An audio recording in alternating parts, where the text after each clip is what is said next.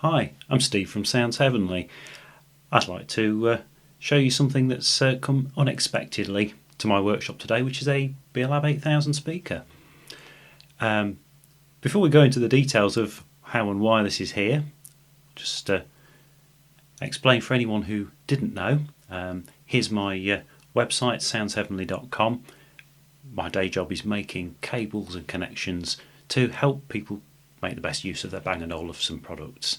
So when a friend of mine told me that he was going to dispose of this speaker because the other one in the matching pair was damaged, yet there was nothing wrong with this one, I thought this really was too good to let it go. So I thought I'll find it a home. So this is the corner of my dining room and a photo with the speaker in place this morning. You see it a little bit better here. And I thought, to be honest, reasonably small room, one speaker is more than enough. Absolutely no need to throw it away, seeing as it was just one speaker. So I thought, really, what's the best way to use it now it's in place? And, well, wouldn't it be nice to have it wireless? So I thought it's worth making a quick video to show you the options, because this is a question I get asked almost on a daily basis. And it's nice and easy. So let's have a look at how this can be done. Here we have the two easiest ways of getting wireless music to your speakers. On the left, Google Chromecast Audio, recently discontinued but still readily available online.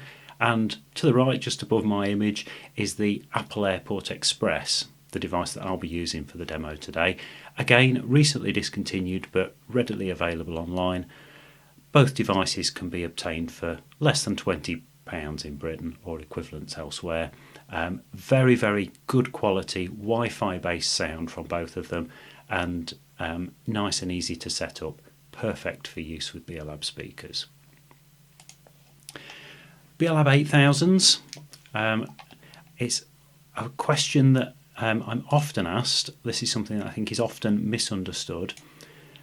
Here are the sockets. They have a line socket. Now, as well as their usual, I'll show you a bit more clearly, as well as their usual 8-pin power link sockets, you'll see in the middle of the socket column on my side here, they have a phono socket, an RCA line socket, which is the one that's used when you connect to a non-B&O product, like a wireless receiver. So the speakers won't function from their power link sockets.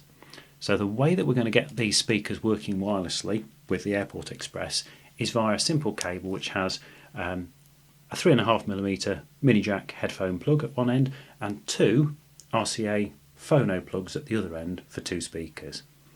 In this case, we're only using one speaker, so we only need one plug, but one cable will connect two speakers.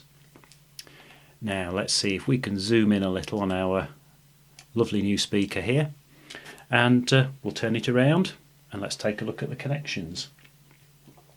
So we do need a mains power cord, and that's already in place.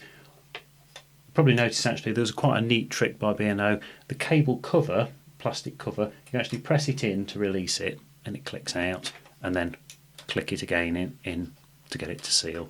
So we'll open that up. You'll see immediately the 8-pin DIN power link socket. In fact, we'll get a bit more lighting on that, and hopefully we can show that a little more clearly. So we have the 8-pin power link socket that was in my diagram, the mains socket above, and right beneath it, right at the bottom down here, is the line socket.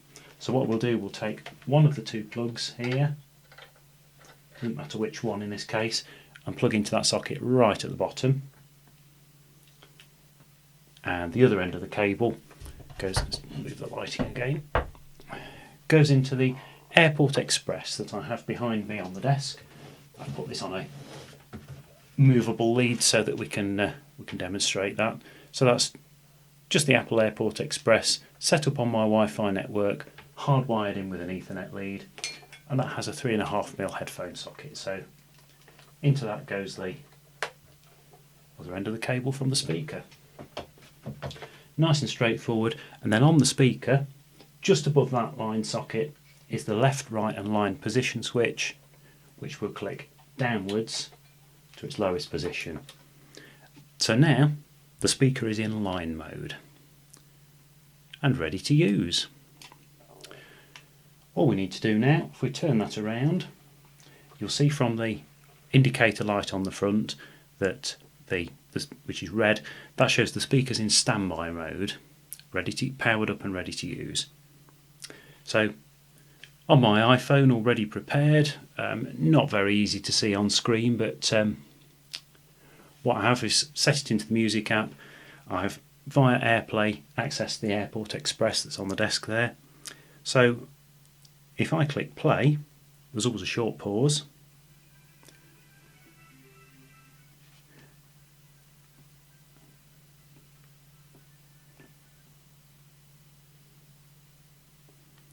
And let's see if we can get that to play. Here we go. The light on the speaker turns green. And we've got a bit of keyboard music that I put together a few weeks ago. And I can control that from the volume dial on the phone. Plenty of volume there. And then at any point, I can pause that. There's a short pause and then it restarts. So we've got full control of the music from the phone. The speaker works wirelessly, and 3 minutes after the music stops, the speaker will shut down to standby mode again and the green light will turn red. So nice easy setup. The cabling to make that possible, obviously I keep in stock on the website. So the first cable, if you go into the line in option on the website, that the first cable that's there is the mini jack to Beolab line cable using the RCA sockets, and one cable connects 2 speakers. If you have any questions about connecting up, please get in touch. Basically, most of what we do is answering questions, helping people to get the products connected, so we're always happy to assist if you've got any questions.